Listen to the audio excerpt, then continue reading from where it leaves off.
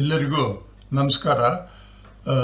ಈ ದಿನ ನಾವು 5ನೇ ತರಗತಿಯ 13ನೇ ಪಾಠ ಚಾಪ್ಟರ್ 13 ಇದು ಕರ್ನಾಟಕ ಬೋರ್ಡ್ನಲ್ಲಿರ್ತಕ್ಕಂಥ ಒಂದು ಪಾಠದ ಹೆಸರು ಅವರ್ ಭಾರತ ಫಿಸಿಕಲ್ ಡೈವರ್ಸಿಟಿ, ಅಂದರೆ ನಮ್ಮ ಭಾರತ ಪ್ರಾಕೃತಿಕ ವೈವಿಧ್ಯ.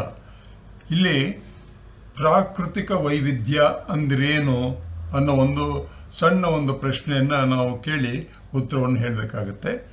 ಮತ್ತು ಈ ಪಾಠದಲ್ಲಿ ಇರ್ತಕ್ಕಂಥ ಅನೇಕ ವಿಚಾರಗಳು ನಾನು ಪ್ರಶ್ನೆಗಳು ಮತ್ತು ಉತ್ತರ ಈ ರೀತಿಯಾಗಿ ನಿಮ್ಮ ಮುಂದೆ ಇಟ್ಟಿದ್ದೀನಿ. ಪುಸ್ತಕದಲ್ಲಿ ಅನೇಕ ಚಿತ್ರಗಳಿವೆ. ಚಿತ್ರಗಳನ್ನು ನಾನು ಇಲ್ಲಿ ಕೊಡೋದಕ್ಕಾಗೋದಿಲ್ಲ. ಅದು ಅಲ್ಲದೇ ನಾನೇ ಪ್ರಶ್ನೆಗಳನ್ನು ಕೇಳಿ ಉತ್ತರವನ್ನು ಪುಸ್ತಕಗಳಿಂದ ಆರಿಸಿ ಕೊಡ್ತಾ ಇದ್ದೀನಿ. ಎಷ್ಟು ತಪ್ಪು ಎಷ್ಟು ಸರಿ ಅನ್ನೋದು ಸಹಿತ ನಾನು ಅದನ್ನು ಜಡ್ಜ್ ಮಾಡೋಕ್ಕಾಗಲ್ಲ. ನಿಮ್ಮ ಪಠ್ಯಪುಸ್ತಕದಲ್ಲಿರ್ತಕ್ಕಂಥ ವಿಚಾರವನ್ನೇ ಆಯ್ಕೆ ಮಾಡಿ ನನಗೆ ತಿಳಿದ ಹಾಗೆ ಅದನ್ನು ಇಂಟರ್ಪ್ರೇಟ್ ಮಾಡಿ ನಾನು ಉತ್ತರವನ್ನು ಕೊಟ್ಟಿದ್ದೀನಿ. ಆದ್ದರಿಂದ ಈ ಹಳ್ಳಿಯಲ್ಲಿರ್ತಕ್ಕಂಥ ಮಕ್ಕಳು ತಮಗೆ ಪುರ್ಸೊತ್ತಾದಾಗ ಯೂಟ್ಯೂಬ್ನಲ್ಲಿ ನನ್ನ ಈ ಪಾಠವನ್ನು ಕೇಳಿ ಓದಿ ಅರ್ಥ ಮಾಡಿಕೊಂಡ್ರೆ ನೀವು ಮುಂದೆ ಅನುಕೂಲ ಆಗ್ಬೋದು ಅಂತ ನನಗನ್ಸುತ್ತೆ.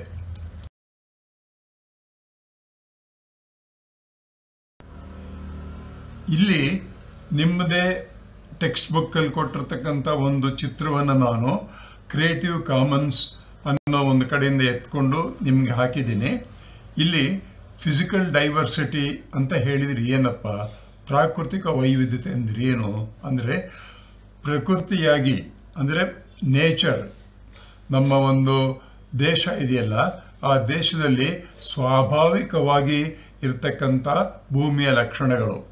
ಅಂದರೆ ನಾವು ಆಕಾಶ ಅಥವಾ ಸ್ವಲ್ಪ ಮೇಲೆ ಹೋಗಿ ಏರೋಪ್ಲೇನ್ ಹೋಗಿ ನೋಡಿದಾಗ ಅನೇಕ ಬೆಟ್ಟಗಳು ಕಾಣಿಸುತ್ತೆ, ನದಿಗಳು ಕಾಣಿಸುತ್ತೆ, ಭೂಮಿ ಅಂದರೆ ಫಲವತ್ತಾದ ಭೂಮಿ ಕಾಣಿಸುತ್ತೆ, ಮರಳು ಭೂಮಿ ಕಾಣಿಸುತ್ತೆ, ಬಂಡೆಗಳ ರಾಶಿ ಕಾಣಿಸುತ್ತೆ, ಸಮುದ್ರ ಕಾಣಿಸುತ್ತೆ. ಹೀಗೆ ಅನೇಕ ರೀತಿಯ ವೈವಿಧ್ಯತೆಗಳಿರುತ್ತೆ.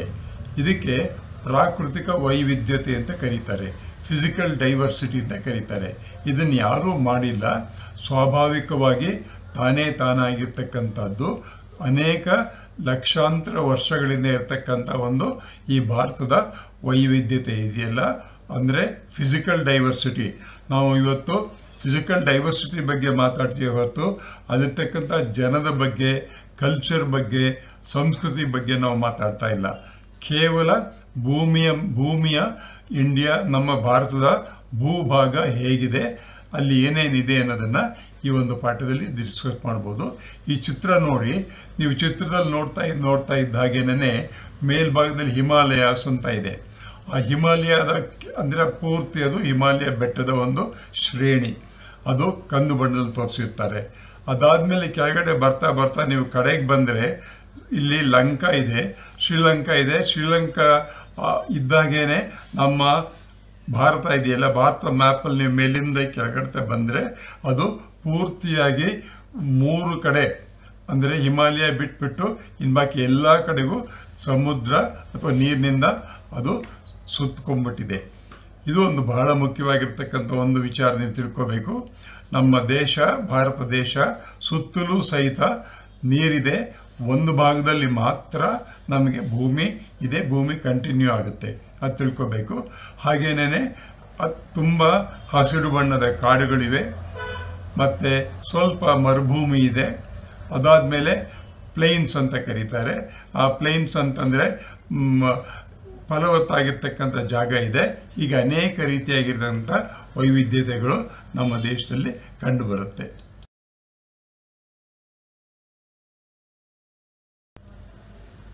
ಈ ಪಾಠದಲ್ಲಿ ಒಟ್ಟು ನಾನು 15 ಪ್ರಶ್ನೆಗಳನ್ನು ಕೇಳಿದ್ದೀನಿ. 15 ಪ್ರಶ್ನೆಗಳಿಗೂ ಉತ್ತರವನ್ನು ನಾನು ಇಲ್ಲಿ ಕೊಟ್ಟಿದ್ದೀನಿ. ಕೆಂಪು ಬಣ್ಣದಲ್ಲಿ ಬರ್ತಿರ್ತಕ್ಕಂಥದ್ದೆಲ್ಲ ಪ್ರಶ್ನೆಗಳು, ನೀಲಿ ಬಣ್ಣದಲ್ಲಿರ್ತಕ್ಕಂಥದ್ದೆಲ್ಲ ಉತ್ತರಗಳು. ನಾನು ನಿಮಗೆ ಮೊದಲೇ ಹೇಳಿದಾಗೆ ಪ್ರಶ್ನೆಗೆ ತಕ್ಕ ಉತ್ತರವನ್ನು ಕೊಟ್ಟಿದ್ದೀನಿ. ಅಂದರೆ ಈ ರೀತಿ ಪ್ರಶ್ನೆ ಬಂದಾಗ ಮಕ್ಕಳು ಉತ್ತರವನ್ನು ನಾನು ಸಜೆಸ್ಟ್ ಮಾಡಿದಿಲ್ಲ ಆ ರೀತಿ ಬರೆದರೆ ಅದಕ್ಕೆ ಒಂದು ನಂಬರ್ ಇದ್ದರೆ ಒಂದು ನಂಬರ್ ಸಿಗುತ್ತೆ, 2 ನಂಬರ್ ಇದ್ದರೆ 2 ನಂಬರ್ ಸಿಗುತ್ತೆ. ಅಂದರೆ ಉತ್ತರವನ್ನು ಬರೆಯುವುದು ಹೇಗೆ ಅನ್ನುವುದನ್ನು ಸಹಿತ ನಾನು ನಿಮಗೆ ತೋರಿಸ್ಕೊಡ್ತಾ ಇದ್ದೀನಿ. ಇಲ್ಲಿ 2 ಪ್ರಶ್ನೆ ಕೇಳಿದ್ದೀನಿ. ಒಂದು, ಪ್ರಾಕೃತಿಕ ಲಕ್ಷಣ ಎಂದರೇನು? ಮೊದಲನೇ ಪ್ರಶ್ನೆ. ಏನು ಹಾಗಂದರೆ ಪ್ರಾಕೃತಿಕ ಲಕ್ಷಣ ಅಂದ್ರೇನು ಅಂತ ಕೇಳಿದರೆ, ಭೂಮೈ ಮೇಲಿನ ವ್ಯತ್ಯಾಸಗಳು ಮತ್ತು ವಿಶೇಷತೆಗಳು ಒಟ್ಟಿಗೆ ಸೇರಿಸಿದಾಗ ಪ್ರಾಕೃತಿಕ ಲಕ್ಷಣ ಅಂತ ಕರೀತಾರೆ. ಭೂಮೈ ಮೇಲಿನ ವ್ಯತ್ಯಾಸ ಅಂದ್ರೇನು? ಭಾರತದ ಭೂಮಿ ಇದೆಯಲ್ಲ, ಭಾರತ ಅಂತಕ್ಕಂಥ ನಮ್ಮ ದೇಶದ ಭೂಮಿ, ನಮ್ಮ ದೇಶ ಆಕ್ರಮಿಸಿರ್ತಕ್ಕಂಥ ಜಾಗ, ಆ ಭೂಮಿಯ ಮೈ ಮೇಲೆ ವ್ಯತ್ಯಾಸಗಳಿವೆ. ಬೆಟ್ಟಗಳಿವೆ, ಅಂದರೆ ಹೊಂಡಗಳಿವೆ, ನದಿಗಳಿವೆ, ಮತ್ತು ಫಲವತ್ತಾದ ಪ್ರದೇಶ ಇದೆ, ಬಯಲು ಸೀಮೆ ಇದೆ, ಮರುಭೂಮಿ ಇದೆ. ಹೀಗೆ ಅನೇಕ ರೀತಿಯ ಭೂಮಿಯ ಮೇಲ್ಭಾಗ ಕಂಡುಬರುತ್ತೆ. ಹೀಗಿರೋದ್ರಿಂದ ಅಲ್ಲಿ ವಿಶೇಷಗಳಿರುತ್ತೆ. ಮರುಭೂಮಿ ಆದರೆ ಮರಳು ಜಾಸ್ತಿ ಇರುತ್ತೆ, ಹಿಮಾಲಯ ಕಡೆ ಹೋದಾಗ ಮಂಜು ಜಾಸ್ತಿ ಇರುತ್ತೆ, ಚಳಿ ಇರುತ್ತೆ. ಅವೆಲ್ಲ ಅಲ್ಲಿಯ ವಿಶೇಷತೆಗಳು. ಅಸ್ಸಾಂನಲ್ಲಿ ಒಂದು ರೀತಿಯಾಗಿರುತ್ತೆ. ನೀವು ಕೆಳಗಡೆ ಬರ್ತಾ ಇದ್ದಾಗೆ ಕೊಚ್ಚಿನ್ ಅಂದರೆ ಈ ಕೆಳಭಾಗದಲ್ಲಿ ಬಂದರೆ ಲಂಕಾಗೆ ಅಂತ ಮುಂಚೆ ಬಂದಾಗ ನಮ್ಮ ಭೂಮಿ ಇದೆಯಲ್ಲ, ಮಂಗಳೂರು, ಕರ್ನಾಟಕ ಅಂಥ ಕಡೆ ಬೇರೆ ರೀತಿಯಾಗಿ ಕಂಡುಬರುತ್ತೆ. ಇದಕ್ಕೆಲ್ಲವೂ ಸಹಿತ ನಾವು ಪ್ರಾಕೃತಿಕ ಲಕ್ಷಣ ಅಂತ ಕರಿತೀವಿ. 2ನೇ ಪ್ರಶ್ನೆ, ಕಾಶ್ಮೀರದಿಂದ ಮೇಘಾಲಯದವರೆಗೂ ಇರುವ ಪರ್ವತ ಶ್ರೇಣಿ ಯಾವುದು? ಕಾಶ್ಮೀರದಿಂದ ಮೇಘಾಲಯ ಅಂದರೆ ನೀವು ಮ್ಯಾಪನ್ನು ನೀವು ನೋಡಿದಾಗ, ನಮ್ಮ ದೇಶದ ಮ್ಯಾಪನ್ನು ನೀವು ನೋಡಿದಾಗ, ಭೂಪಟವನ್ನು ನೋಡಿದಾಗ ಕಾಶ್ಮೀರ ಎಲ್ಲಿದೆ, ಮೇಘಾಲಯ ಎಲ್ಲಿದೆ ನೋಡಿದೆ. ಅಲ್ಲಿಂದ ಪೂರ್ತಿ ಉದ್ದ, ಅಷ್ಟು ಉದ್ದಕ್ಕೂ ಸಹಿತ ಹಿಮಾಲಯ ಸೇರಿಕೊಂಡಿದೆ. ಅದೇನೇ ಹಿಮಾಲಯ ಪರ್ವತ ಶ್ರೇಣಿ ಅಂತ ಕರೀತಾರೆ. ಹಿಮಾಲಯ ಪರ್ವತಗಳು, ಹಿಮಾಲಯ ಒಂದೇ ಪರ್ವತ ಅಲ್ಲ, ಅನೇಕ ಪರ್ವತಗಳು ಸೇರಿ ಹಿಮಾಲಯ ಪರ್ವತ ಆಗಿದೆ. ಅದಕ್ಕೆ ಪರ್ವತ ಶ್ರೇಣಿ ಅಂತ ಕರೀತಾರೆ. ಹಿಮಾಲಯ ಅಂತ ಯಾಕೆ ಕರೀತಾರೆ ಅಂದರೆ, ಅಲ್ಲಿ ಒಂದು ಬೆಟ್ಟದ ಮೇಲೆ ಯಾವಾಗಲೂ ಮಂಜು ತುಂಬಿಕೊಂಡಿರುತ್ತೆ. ಅಷ್ಟೊಂದು ನಮ್ಮ ವಾಯುಗುಣದಲ್ಲಿ ಶೀತ ಜಾಸ್ತಿ ಇರುತ್ತೆ. ಅದನ್ನು ತಿಳ್ಕೋಬೇಕು.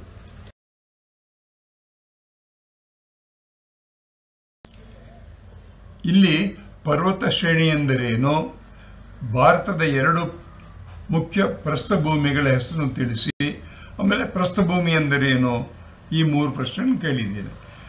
ಪರ್ವತ ಶ್ರೇಣಿ ಎಂದರೇನು ಅಂತ ಹೇಳಿದರೆ, ಸಾವಿರಾರು ಕಿಲೋಮೀಟರ್ಗಳಲ್ಲಿ ಅನೇಕ ಪರ್ವತಗಳು ಸಾಲು ಸಾಲಾಗಿ ಇರತಕ್ಕಂಥ ಒಂದು ಜಾಗಕ್ಕೆ ಪರ್ವತ ಶ್ರೇಣಿ ಅಂತ ಹೇಳ್ತಾರೆ. ಉದಾಹರಣೆಗೆ ಹಿಮಾಲಯ ಪರ್ವತ ಶ್ರೇಣಿ, ಅಲ್ಲಿ ಯಾರೂ ವಾಸ ಮಾಡೋದಕ್ಕಾಗೋಲ್ಲ. ಅದು ಸಾವಿರಾರು ಕಿಲೋಮೀಟರ್ಗಳು ಉದ್ದ ಪೂರ್ತಿಯಾಗಿ ಪರ್ವತ ಇರುತ್ತೆ. ಅದೇ ಪರ್ವತ ಶ್ರೇಣಿ. ಈ ಕಡೆ ಸಮುದ್ರಕ್ಕೆ ಬಂದಾಗ, ಅರಬ್ಬಿ ಸಮುದ್ರಕ್ಕೆ ನೀವು ಬಂದರೆ ಸಾವಿರಾರು ಕಿಲೋಮೀಟರ್ಗಳ ದೂರ ಬರೀ ನೀರೇ ಇರುತ್ತೆ, ಅದು ಸಮುದ್ರ. ಹೀಗೆ ಭಾರತದ ಒಂದು ವೈವಿಧ್ಯತೆ ಇದೆ ಪ್ರಾಕೃತಿಕವಾಗಿ. ಭಾರತದ 2 ಮುಖ್ಯ ಪ್ರಸ್ಥಭೂಮಿಗಳ ಹೆಸರನ್ನು ತಿಳಿಸಿ ಅಂದರೆ, ಇಲ್ಲಿ 5ನೇ ಪ್ರಶ್ನೆ ನೀವು ನೋಡಿ, ಪ್ರಸ್ಥಭೂಮಿ ಎಂದರೇನು ಅಂತ ಕೇಳಿದ್ದಾರೆ. ಇಂಗ್ಲೀಷ್ನ ಅದಕ್ಕೆ ಪ್ಲೇಟೋ ಅಂತ ಕರೀತಾರೆ. What is Plato? ಪ್ರಸ್ಥಭೂಮಿ ಎಂದರೇನು? 5ನೇ ಪ್ರಶ್ನೆಗೆ ಉತ್ತರ ನೋಡೋಣ. ಸಮತಟ್ಟವಾಗಿರ್ತಕ್ಕಂಥ ಭೂಭಾಗ, ಸಮವಾಗಿರ್ತಕ್ಕಂಥ ಭೂಭಾಗ ಇದ್ದಕ್ಕಿದ್ದಂಗೆ ಎತ್ತರವಾಗುತ್ತೆ. ಆಮೇಲೆ ಬದಿಗಳಲ್ಲಿ ಅದು ಬಯಲಾಗಿರ್ಬೋದು, ಅಥವಾ ಅದು ತುಂಬ ಸ್ಟೀಪಾಗಿ ಕೆಳಬದಿ ಹೋಗಿರ್ಬೋದು. ಇದಕ್ಕೆ ನಾವು ಪ್ರಸ್ಥಭೂಮಿ ಅಂತ ಕರಿತೀವಿ. ಅಂದರೆ ಸಮತಟ್ಟವಾಗಿರ್ತಕ್ಕಂಥ ಭೂಭಾಗ ಎತ್ತರವಾಗಿ ಕಡಿದಾಗಿರ್ತಕ್ಕಂಥ ಬದಿಗಳನ್ನು ಹೊಂದಿರತಕ್ಕಂಥ ಬಯಲು ಪ್ರದೇಶಕ್ಕೆ ಪ್ರಸ್ಥಭೂಮಿ ಅಂತ ಕರೀತಾರೆ. ಅದು ಪ್ಲೇಟೋ ಅಂತ ಕರೀತಾರೆ. ಭಾರತದ 2 ಮುಖ್ಯ ಪ್ರಸ್ಥಭೂಮಿಗಳು ಯಾವುದು? 2 ಇದೆ. ಯಾವ್ಯಾವುದು ಅಂದರೆ, ಒಂದು ಮಳ್ಳುವ ಪ್ರಸ್ಥಭೂಮಿ, 2ನೇದು ದಕ್ಕನ್ ಪ್ರಸ್ಥಭೂಮಿ. 2 ಜ್ಞಾಪಕ ಇಟ್ಕೋಬೇಕು. ಅಲ್ಲಿ ಸ್ಪೆಲ್ಲಿಂಗ್ ತಪ್ಪಾಗಿದ್ದರೆ ಅದನ್ನು ದಯವಿಟ್ಟು ತಿದ್ಕೊಳ್ಳಿ. ಮಳ್ಳುವ ಪ್ರಸ್ಥಭೂಮಿ ಅಂತ ಹೇಳಿದ್ವಲ್ಲ, ಅದನ್ನ ಇನ್ನೊಂದು ಸರ್ತಿ ನೋಡಬೇಕಾಗ್ಬೋದು. ನೀವು ತಿಳ್ಕೋಬೇಕು.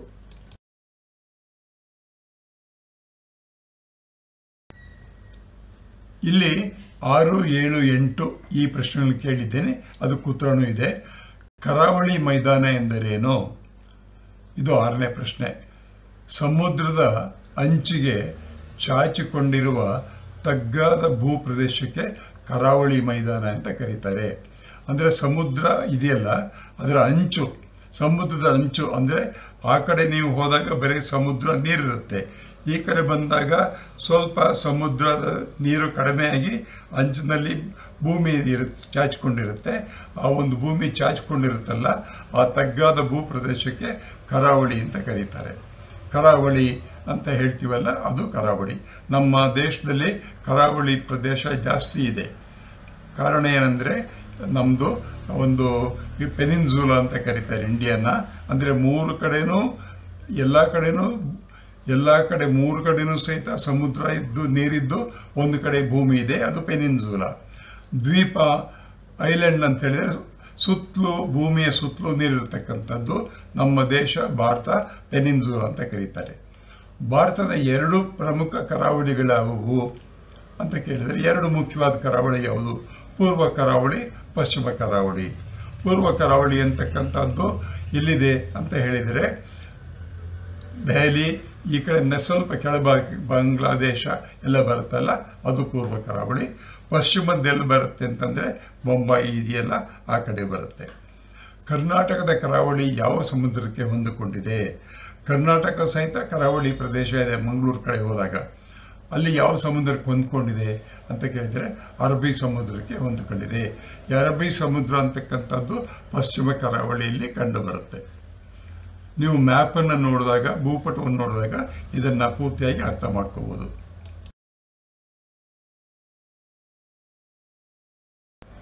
ಇಲ್ಲಿ 9 ಮತ್ತು 10ನೇ ಪ್ರಶ್ನೆ, ಅದಕ್ಕೆ ಉತ್ತರ ಕೊಟ್ಟಿದ್ದೀನಿ. ಥಾರ್ ಮರುಭೂಮಿ ಯಾವ ದೇಶದಲ್ಲಿದೆ? ನಾವು ಭಾರತದ ವಿಚಾರನೇ ಮಾತಾಡ್ತಾ ಇದ್ರೂ ಸಹಿತ ಈ ಪ್ರಶ್ನೆ ಕೇಳಿದ್ದೀನಿ ನಾನು. ಥಾರ್ ಮರುಭೂಮಿ ಯಾವ ದೇಶದಲ್ಲಿದೆ? ಥಾರ್ ಮರುಭೂಮಿ ಅಂತಕ್ಕಂಥದ್ದು ನಮ್ಮ ಭಾರತದ ರಾಜಸ್ಥಾನದಲ್ಲಿದೆ. ಅಲ್ಲಿ ಯಾವ ದೇಶ ಅನ್ನೋಕ್ಕೆ ಬದಲಾಗಿ ನಾವು ಯಾವ ಕರ್ನಾಟಕ ಪ್ರದೇಶ ಅಂತ ಹೇಳ್ತೀವಲ್ಲ, ಯಾವ ಪ್ರದೇಶದಲ್ಲಿದೆ ಅನ್ನೋ ಪ್ರಶ್ನೆಯನ್ನು ಕೇಳಿದರೆ ಸರಿ ಹೋಗ್ತಾ ಇತ್ತು. ಆದ್ದರಿಂದ ಅದನ್ನು ಯಾವ ಪ್ರದೇಶದಲ್ಲಿದೆ ಅನ್ನೋದನ್ನೇ ಅರ್ಥ ಮಾಡ್ಕೊಳ್ಳೋಣ. 10ನೇ ಪ್ರಶ್ನೆ, ಭಾರತದ ವಾಯುಗುಣದ ವಿಶೇಷವೇನು? ಭಾರತದ ವಾಯುಗುಣವು ಒಂದು ಋತುವಿನಿಂದ ಇನ್ನೊಂದು ಋತುವಿಗೆ ಬದಲಾಗುವುದೇ ವಿಶೇಷ. ಅಂದರೆ ಒಂದು ಸೀಸನ್ನಿಂದ ಇನ್ನೊಂದು ಸೀಸನ್ಗೆ ಬದಲಾವಣೆ ಆಗ್ತಾ ಇರ್ತಕ್ಕಂಥದ್ದೇ ವಾಯುಗುಣದ ವಿಶೇಷ, ನಮ್ಮ ದೇಶದ ವಿಶೇಷ.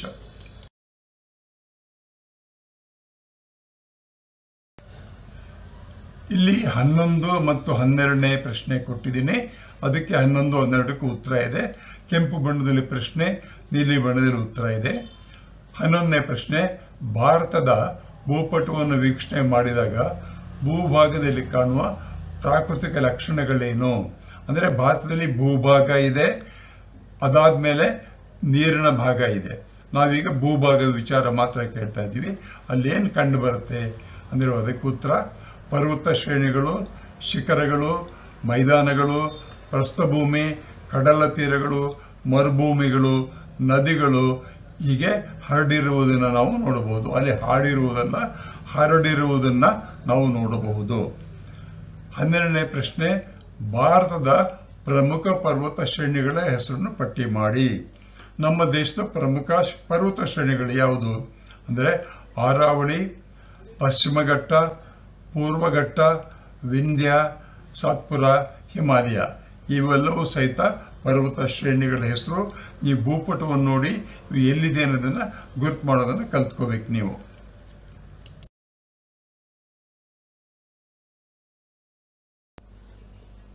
ಇಲ್ಲಿ 13, 14, 15ನೇ ಪ್ರಶ್ನೆ ಕೊಟ್ಟಿದ್ದೀನಿ. ಅದಕ್ಕೆ ಉತ್ತರವನ್ನು ಕೊಟ್ಟಿದ್ದೀನಿ. 13ನೇ ಪ್ರಶ್ನೆ, ಭಾರತದ ಆಹಾರ ಕಣಜ ಎನ್ನುವುದು ಯಾವ ಭೂಭಾಗಕ್ಕೆ ವಿವರಿಸಿ. ನಮ್ಮ ದೇಶ ತುಂಬ ದೊಡ್ಡದಾಗಿದೆ ಭೂಭಾಗ. ಅದರಲ್ಲಿ ಆಹಾರ ಕಣಜ ಅಂತಕ್ಕಂಥದ್ದು ಯಾವ ಪ್ರದೇಶಕ್ಕೆ ಕರೀತಾರೆ ಅನ್ನೋದನ್ನು ಪ್ರಶ್ನೆ ಕೇಳಿದ್ದಾರೆ. ಅದು ಉತ್ತರ ಭಾರತದ ನದಿಗಳು ಮೆಕ್ಕಲು ಮಣ್ಣನ್ನು ಸಂಚಯ ಮಾಡಿ ಅಂದರೆ ಸೇರಿಸಿ ಮಾಡಿದಾಗ ಬಯಲುಗಳಿಗೆ ಬಂದು ಬೀಳುತ್ತೆ. ಅದು ಮೆಕ್ಕಲು ಮಣ್ಣು. ಅಲ್ಲಿ ಗೋಧಿ, ಭತ್ತ, ಹತ್ತಿ, ಮೆಕ್ಕೆಜೋಳ, ಕಬ್ಬು ಹೆಚ್ಚಾಗಿ ಬೆಳೀತಾರೆ. ಆದ್ದರಿಂದ ಆ ಭಾಗಕ್ಕೆ ಭಾರತದ ಆಹಾರ ಕಣಜ ಅಂತ ಕರೀತಾರೆ.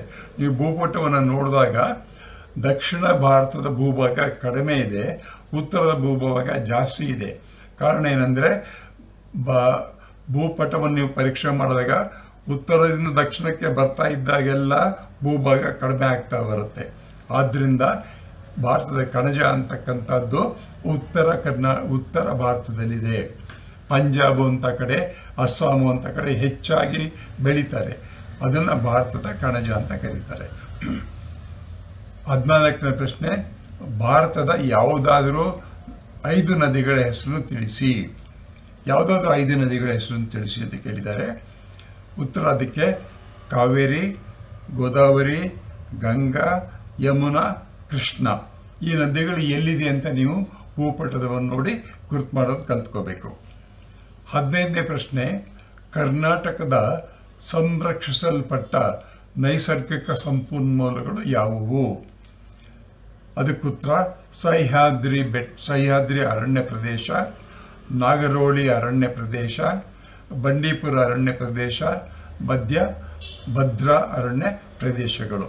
ಇಷ್ಟು ಸಹಿತ ಸಂರಕ್ಷಣೆ ಮಾಡಿರ್ತಕ್ಕಂಥ ನೈಸರ್ಗಿಕ ಸಂಪನ್ಮೂಲಗಳು. ಅವುಗಳು ನೈಸರ್ಗಿಕ ಸಂಪನ್ಮೂಲ ಅಂತ ಕರೀತಾರೆ. ಅದು ಯಾಕೆ ಅಂತ ನೀವು ಪುಸ್ತಕ ಓದಿ ತಿಳ್ಕೋಬೇಕು.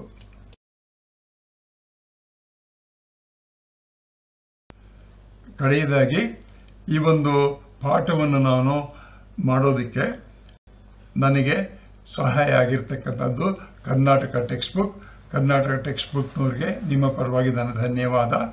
ಮತ್ತು ಕೆಲವು ಪ್ರಶ್ನೆಗಳನ್ನು ಈ ವಿದ್ಯಾಲೋಕಕ್ಕೆ ನಾನು ಸಬ್ಮಿಟ್ ಮಾಡಿದ್ದೀನಿ. ಈ ವಿದ್ಯಾಲೋಕದವರಿಗೂ ನನ್ನ ಧನ್ಯವಾದಗಳು. ಯೂಟ್ಯೂಬ್ನಲ್ಲಿ ಇದನ್ನು ಅವರು ಪಬ್ಲಿಷ್ ಮಾಡೋದ್ರಿಂದ ನಿಮ್ಮೆಲ್ಲರ ಪರವಾಗಿ ಅವ್ರಿಗೂ ಧನ್ಯವಾದಗಳು. ನಿಮ್ಮೆಲ್ಲರಿಗೂ ಧನ್ಯವಾದಗಳು. ಹೆಚ್ಚಾಗಿ ಹಳ್ಳಿಯ ಮಕ್ಕಳು ಇದನ್ನು ನೋಡಿ ನೀವು ಉತ್ತರವನ್ನು ಮಾಡೋದನ್ನು ಕಲ್ತ್ಕೊಂಡ್ರೆ ಕೆಲವು ತಪ್ಪುಗಳಿರ್ಬೋದು, ಮತ್ತು ಟೆಕ್ಸ್ಟ್ ಬುಕ್ಕಲ್ಲಿ ಇರ್ತಕ್ಕಂಥ ಕೆಲವು ವಿಚಾರವನ್ನು ನಾನು ಸರಿಯಾಗಿ ಹೇಳದೇ ಇರ್ಬೋದು, ಅಥವಾ ಸ್ಪೆಲ್ಲಿಂಗ್ ತಪ್ಪಾಗಿರ್ಬೋದು. ಇಷ್ಟಿದ್ರೂ ಸಹಿತ ನೀವು ಇದನ್ನು ಓದಿ ತಿಳ್ಕೊಂಡ್ರೆ ನಿಮಗೆ ಅನುಕೂಲ ಆಗ್ಬೋದು ಅಂತ ನಾನು ಭಾವಿಸಿದ್ದೀನಿ. ಎಲ್ಲರಿಗೂ ಧನ್ಯವಾದಗಳು.